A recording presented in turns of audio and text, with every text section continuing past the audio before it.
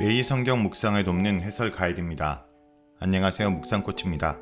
함께 읽고 나눌 말씀은 누가복음 23장 44절에서 56절까지 말씀입니다. 44절에서 49절 읽겠습니다.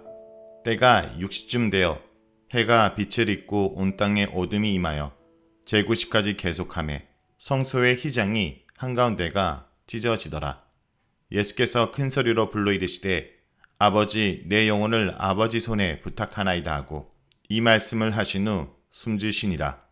백부장이 그 된 일을 보고 하나님께 영광을 돌려 이르되 이 사람은 정녕 의인이었도다 하고 이를 구경하러 모인 무리도 그 된 일을 보고 다 가슴을 치며 돌아가고 예수를 아는 자들과 갈릴리로부터 따라온 여자도 다 멀리 서서 이를 보니라. 44절에서 49절은 예수님의 죽음입니다. 공간복음은 예수님의 최후에 관한 진술에서 몇 가지 주목할 만한 차이를 드러냅니다. 누가복음에서 성전 휘장이 찢어진 일은 예수님의 운명 이전에 언급되는데 병행구절은 운명 이후에 언급됩니다. 누가복음에서 십자가상 예수님의 최후 외침은 아버지 내 영혼을 아버지 손에 맡깁니다입니다. 그런데 병행구절은 엘리 엘리 라마 사박다니입니다. 누가복음에서 백부장은 예수님을 의인으로 고백하는데 병행구절은 하나님의 아들로 고백합니다. 이러한 차이는 복음서 저자들의 서술 의도나 강신사의 차이에 따른 것입니다. 본문은 예수님의 십자가상 죽음을 간결하게 서술합니다. 그 내용은 예수님의 죽음 이전에 일어난 일들과 십자가에서 운명의 순간 그리고 죽음 후에 일어난 일들을 서술합니다.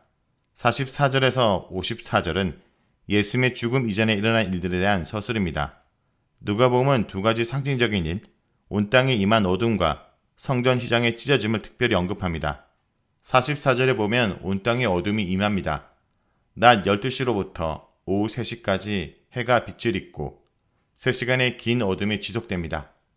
여기의 어둠은 예수님의 죽음을 예견한 슬픔의 엄숙함을 표현합니다.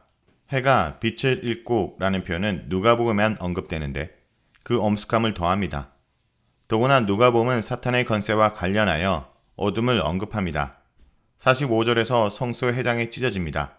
지성소와 성소를 가로막은 휘장이 찢어진 것은 상징적인 의미가 있습니다. 지성소는 하나님의 임재의 처소로 거룩한 곳 중에서도 특별히 거룩한 곳이었습니다. 오직 대제사장이 1년에 한 차례 휘장을 열고 그곳에 들어갔습니다. 그런데 이제 그 휘장이 찢어져 하나님께 나아가는 새 길이 열렸습니다. 히브리서 저자는 휘장을 하나님의 몸으로 동일시하고 대제사장이신 예수님이 열어놓으신 새로운 길을 언급합니다. 46절은 십자가상 예수님의 최종적인 간구입니다. 아버지여 내 영혼을 당신의 손에 맡깁니다.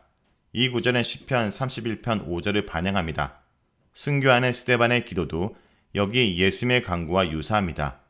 이 간구는 23장 34절에 언급된 간구와 더불어 누가의 강조점을 드러냅니다.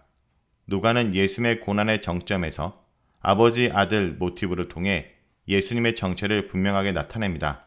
누가복음은 다양한 문맥에서 아버지와 아들 모티브를 사용합니다. 공적 사역을 시작할 때 하늘에서 난 소리에 의해 하나님의 아들로 인정되셨는데 이제 사역을 마칠 즈음 예수님 자신의 입으로 하나님의 아들로서 정체성을 확인합니다.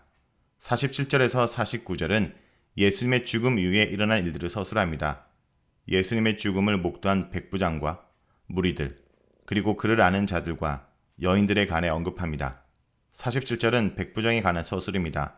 하나님께 영광을 돌려라는 것은 누가복음에 나오는 강조적 표현입니다. 그는 예수님의 죽음을 보고 하나님께 영광을 돌리며 말했습니다. 이 사람은 참으로 의로운 자였다. 병행구절에서 백부장은 예수님이 하나님의 아들이었다고 말합니다. 본절은 다시 한번 예수님의 무죄에 초점을 맞춥니다. 또한 이사야에서 언급된 고난의 종을 반영합니다.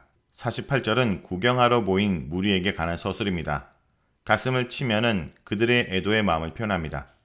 그들은 예수님의 죽음을 보고 애도하며 돌아갔습니다. 49절은 예수님을 아는 자들에 관한 서술입니다. 그를 아는 자들과 갈릴리로부터 그를 따르는 여인들은 멀리서 그 모든 광경을 지켜보았습니다. 베드로가 체포되어 끌려가는 예수님을 멀리서 뒤따르는 것과 비교됩니다. 이 구절은 시편 38편 11절을 상기시킵니다. 복음서 저자들의 관심은 예수님이 누구인가를 전하는 것입니다. 하나님의 아들 그리스도로서 예수님의 정체성을 확실하게 드러내는 것입니다. 그런데 십자가 죽음은 그의 정체를 가장 적나라하게 드러내는 사건입니다.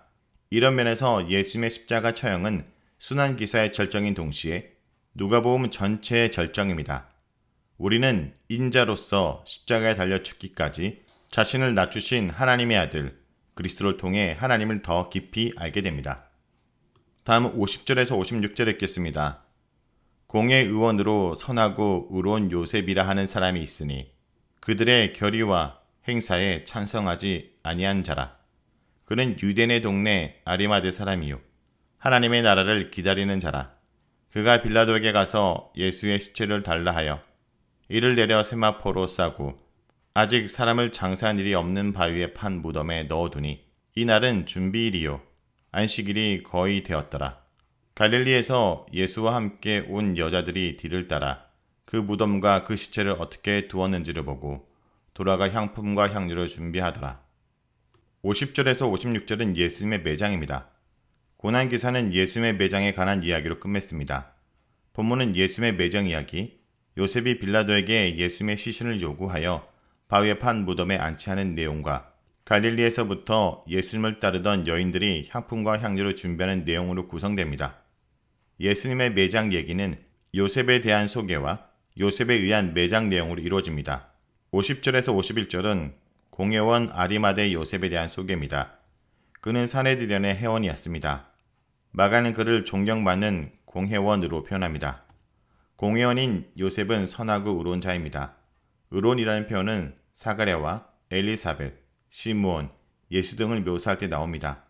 그들의 결의와 행사는 사내들인의 결정과 행동을 뜻합니다. 누가는 그가 사내들인의 결정과 행동에 동의하지 않는 자라고 강조합니다.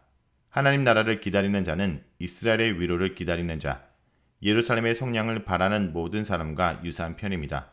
이 구절에서 동사는 미완료 과거형으로 계속해서 하나님 나라를 기다렸다는 뜻입니다. 요셉은 메시아와 하나님 나라를 기다리는 자입니다. 마태는 그를 요셉의 제자로 언급합니다. 52절에서 요셉은 빌라도에게 예수님의 시신을 요구합니다. 마가는 그가 당돌이 빌라도에게 요구했다고 서술합니다. 그런데 마가복음은 요셉의 요구에 대한 빌라도의 반응을 언급하지 않습니다. 그런데 마가복음은 빌라도가 백부장을 통해 예수님의 죽음을 확인하고 시체를 내어주었다고 서술합니다. 53절은 요셉이 예수님을 매장하는 장면입니다. 바위에 판 무덤은 당시 부유한 자들의 무덤이었습니다. 요셉은 예수님의 시체를 세마포에 싸서 바위에 판 무덤에 안치하였습니다. 요한복음은 밤중에 예수님을 방문하였던 니고데모가 몰약과 침향과 썩은 것을 가지고 와 함께 장례를 행하였다고 서술합니다. 54절은 이 일의 시간적인 배경입니다. 이날은 안식일이 시작될 무렵이었다고 서술합니다. 예비일은 안식일 전날이므로 금요일을 뜻합니다. 55절은 예수님을 따르던 여인들이 그의 무덤과 시신의 안치 모습을 확인하는 장면입니다. 그녀들은 예수님의 십자가 처형을 멀리서 바라보았습니다. 그리고 예수님을 장사하는 무덤까지 따라가서 시신에 안치된 모습을 확인하였습니다. 56절은 향품과 향료를 준비하는 모습입니다. 그녀들은 모든 것을 준비했습니다. 그런데 안식일이어서 쉬었습니다. 누가는 24장 10절에서 그녀들을 구체적으로 명시하는데 막달라 마리아, 요한나, 야고보의 어머니 마리아, 그리고 그들과 함께한 다른 여자들입니다. 고난 이야기의 마지막 부분인 본문 54절에서 56절은 안식일 언급으로 시작하고 끝을 맺습니다. 누가는 이 끝부분에서 예수님의 시신이 매장된 정확한 시간을 언급합니다. 그리하여 예수님의 고난이 하나님의 계획 속에 정확하게 이루어졌듯이 앞으로 전개될 부활 이야기도 예언대로 성취될 것을 기대하게 만듭니다. 이렇게 예수님의 죽음은 예언대로 성취되었습니다. 예수님의 고난에 관하여 예언된 말씀대로 이루어졌습니다. 성경은 하나님의 계획 가운데 예언된 말씀의 성취라는 큰 틀 속에서 전개됩니다. 그리하여 예언된 말씀대로 성취된 과거는 예언된 말씀대로 성취될 미래를 기약합니다. 예수님의 탄생, 고난, 부활, 그리고 승천이 약속대로 성취되었고 예수님의 재림이 약속대로 성취될 것입니다. 기독교인은 이 약속의 성취를 고대하며 오늘 마지막 때로 살아가는 자들입니다. 자, 여기까지가 누가복음 23장 44절에서 56절까지 말씀입니다.